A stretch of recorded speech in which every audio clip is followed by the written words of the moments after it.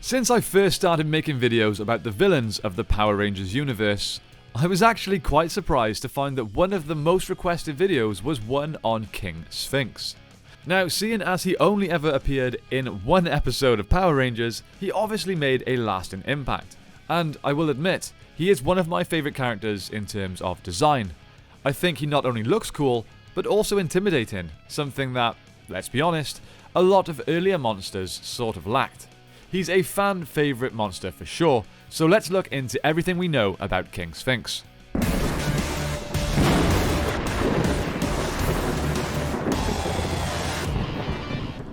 So, King Sphinx was originally created by the one and only monster creator, Finster. Finster actually threw a handful of Egyptian sand into the clay that he used to mould the model. Now, don't forget, if you want to know more about Finster himself, we actually have a full video out about him, so check that out if you're interested. Anyway, the Sphinx was created with one purpose in mind: the destruction of the Red Ranger, Jason. With the thought process being that the rest of the Ranger team would be easy pickings without a leader. After his first confrontation with the Power Rangers in the park, King Sphinx sent Kimberly and Zack away with a flap of his wings, and then teleported himself and Jason to a mountainous desert to fight alone, thinking he would stand a much better chance against the Red Ranger in a one-on-one battle. This is perhaps the first time that one of Rita's monsters has actually thought tactically when attempting to defeat the Power Rangers. At first, the two seemed pretty evenly matched in combat, but as the fight went on, Jason started to gain the upper hand, even with Goldar interfering in the battle. As Jason was getting closer and closer to victory, Rita did the unexpected and made her monsters grow.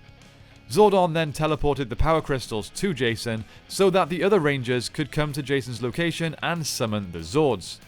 While this was happening, Sphinx and Goldar were basically fighting each other. But when the Megazord formed, the main fight then started. At first, it was fairly back and forth for a while, but after a time, King Sphinx was destroyed by the Megazord's power sword. Now, though King Sphinx only appears in this debut episode, a pressing engagement, footage of Goldar and the King Sphinx fight from the episode can be seen in a few Season 1 episodes, including the pilot Day of the Dumpster and Crystal of Nightmares, due to the repeated use of footage. Sometimes when the Megazord attacks Goldar later on in the season, you can actually see King Sphinx behind the shower of sparks when Goldar has been struck. It's brief, but if you're quick, you can spot it. King Sphinx was originally named Fly Guy in the unaired pilot for Mighty Morphin, which would later air as the Lost episode. Now, because of his appearance in the unaired pilot, King Sphinx became the most featured non-regular villain character to appear in art for much of the franchise's merchandise, including colouring books, board games, and an 8-inch action figure. Now, seeing as his history is rather brief, let's talk about his powers and abilities. King Sphinx is of course extremely strong, even when compared to later monsters on the show. He was easily able to overpower and outmuscle Jason with no trouble whatsoever. 3 hits on Jason were more than enough to take him down, although he was unable to hit Jason again due to the power sword blocking him. He is of course extremely durable. Even a jump-in slashing attack from Jason with his power sword had pretty much no effect whatsoever. He has the power of teleportation, not only of himself, but others as well. He can also cause an extremely powerful force with the flap of his wings, strong enough to blow Zack and Kimberly all the way back to school during their first meeting. King Sphinx's strongest attack is called the Cobra Beam. He can unleash a large, clear, light yellow coloured energy beam from the golden and blue Cobra statue located in front of his Sphinx headwear located on his head. Although this was only used once, when he was a giant, it was powerful enough to blast Jason off of the hillside while he recovered the power crystals. Finally, he carries a scepter of sorts into battle with him. From this, he can fire fireballs in the shape of question marks at his enemies.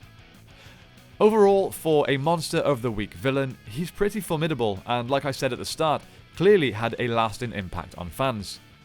Now, this was a highly requested video, so although there isn't a great amount of information out about him, I do hope you enjoyed it nonetheless. Thank you all so much for taking the time to watch this video. We recently passed 70,000 subscribers, a goal which I am truly blown away by. so thank you all so much for the continued support. The main goal of 100,000 now feels like it's actually in sight, and looking at the channel analytics, only 20% of the viewers here have actually hit that subscribe button. So if the other 80% subscribed, we would actually fly past that goal. So if you enjoy the content here, please consider subscribing. It's completely free and all you need to do is click that big red button. It helps the channel out a lot. Okay, that's it from me today, my friends. Thank you all again for watching. I hope you have a great day. May the power protect you, and I will see you next time on the 6th Ranger.